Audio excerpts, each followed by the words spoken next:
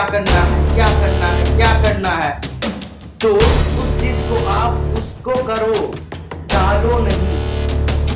टालने की आदत कदापि न करो। अभी करते हैं, अभी पढ़ लेते हैं, अभी चले चलने कुछ समय बाद पढ़ लेंगे, अरे यार थोड़ा मोबाइलिया चला ले उसके बाद पढ़ लेंगे। नहीं, कदापि नहीं। सबसे पहले आप जो करना चाहते हो वो करिए, ना कि भाई सबसे ये हमारा लोगों का सबसे बड़ा दुश्मन और ये हमारा बहुत बड़ा मित्र भी है। आप सोशल मीडिया एक ऐसा जरिया बन गया है, एक ऐसा प्लेटफॉर्म बन गया है जहां से आप एक बड़े इंसान और एक निम्न श्रेणी के इंसान दोनों बन सकते हैं। इसलिए आप अपने एरिया को चूज करें। आखिर आप करना क्या चाहते हैं, क्या करना चाहते हो? जो भी कुछ करना चाहते हैं जीवन में, लेकिन पढ़ाई बहुत ही मोस्ट इम्पोर्टेंट फैक्टर लगता है।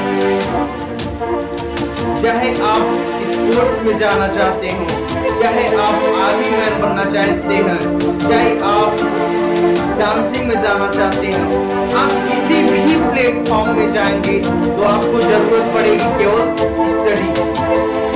क्यों? बिना स्टडी के कुछ आप बोल नहीं सकते। यानी कुछ न कुछ अध्ययन होना चाहिए। जीवन में अध्ययन का बहुत बड़ा योगदान है। जीवन में अध्ययन, हम अपने जीवन में सदैव छोटे से लेके बड़े तक कहीं भी जाए कुछ न कुछ हम लोग सीखते जरूर हैं। अपने जीवन में हम कहीं भी जाए तो हमको कुछ न कुछ शिक्षा अवश्य मिलती है, इनपुट होता है। जो इतनी बातें स्टोर होती हैं जिसको हम, ऐसी बातें केवल दिमाग में स्टोर होती हैं जिसको हम रखना चाहते हैं, और ऐसी बातें कदाप नहीं स्टोर होती हैं जो कि आप समझना ना चाहते हो। आप समझने का प्रयास करिए, तो आप करके तो देखिए। आपको मंजिल ना मिली तो कहना, आप करके तो देखिए।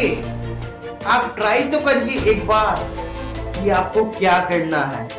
उस उद्देश्य पे आप जाइए। तो कहते हैं कि किसी भी काम को हम 21 दिन तक बराबर करते रहते हैं तो वो काम होने लगता है। नहीं, मैं कहता हूं कि केवल आप 3-4 दिन किसी काम को करने में मन तो लगाइए। क्यों नहीं होगा ससुर? क्यों नहीं करने में मन लगाओ तो सही, टाइम तो बनाओ। या आपको जिस समय टाइम मिले, सबसे इंपॉर्टेंट होता है कि आप जो काम पहले आया है उसको कर ले। यानी घर का काम करके फिर स्टडी करने बैठे, क्योंकि तब आपको कोई डिस्टर्ब करने वाला ना हो। बीच बीच में अगर आप किसी काम के प्रति आपकी दिमाग में चलता रहेगा तो आप कदापि नहीं पढ़ सकते। तो सबसे पहले ये कहा जाता है कि हर चीज अच्छी लगने वाली अच्छा नहीं होता। इसलिए आपको उस काम को करना है जिस काम में आपका मन लगे, और जिस काम को आपको करना है, और बिना उद्देश्य के कोई भी आदमी अपनी मंजिल तक नहीं पहुंच सकता। इसलिए आप छोटे छोटे उद्देश्य बनाइए। ये नहीं कि ये तो जरूरी है कि बड़े उद्देश्य होने चाहिए, बड़े उद्देश्य बनाइए, लेकिन छोटों पर भी ध्यान देना चाहिए। जैसे सोच लिए कि हमको आईएएस का एग्जामिनेशन क्वालिफाई करना है। अब आईएएस के बजाय आप छोटे मोटे एग्जामिनेशन कभी देने ही न करें तो आपको कैसे मालूम चलेगा कि एग्जामिनेशन मिस होता गया है?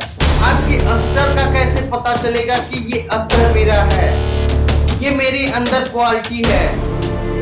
क्वालिटी को देखते हुए आपको मेंटेन करना है कि छोटे मोटे एग्जामों को आपको क्वालिफाई करना है और अच्छे अंक से प्राप्त करना है, तब उसको छोड़ दो, नहीं करना है तो।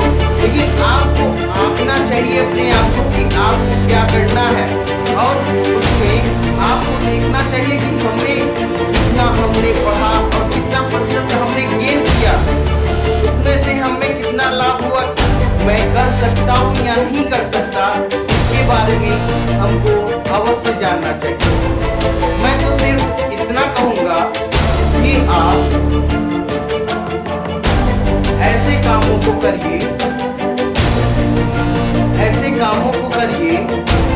जिस कामों को आपका मन लगे, और ऐसे काम को ना करिए आपका दिमाग सदैव उल्टा सोचता है, और उल्टे में सीधा सोचिए। अगर आपका दिमाग मन कर रहा है खेलने का तो खेलो ना, पढ़ो। अगर आपका मन कर रहा है पढ़ो तो आप उस समय खेलो।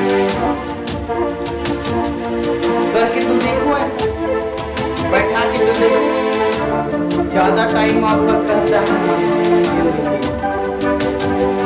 स्मार्टफोन चलाने की, सोशल मीडिया में रहने नहीं, उस टाइम आप पढ़ो, और जिस टाइम आपका पढ़ने का मन करे उस टाइम खेलो।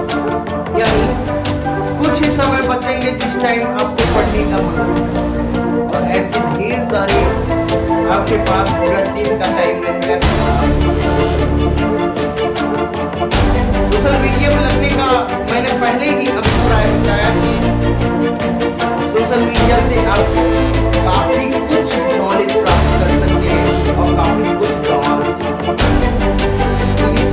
मैं सिर्फ इतना ही कहना चाहता हूँ कि आप अपने उद्देश्य को बनाइए, और छोटे छोटे उद्देश्य को आप पार करते जाइए। जिस प्रकार से लेवल होता है, 1 level, 2 level, round 1, round 2, round 3, सीढ़ी को चढ़ते जाइए, सीढ़ी पर चढ़ते जाइए।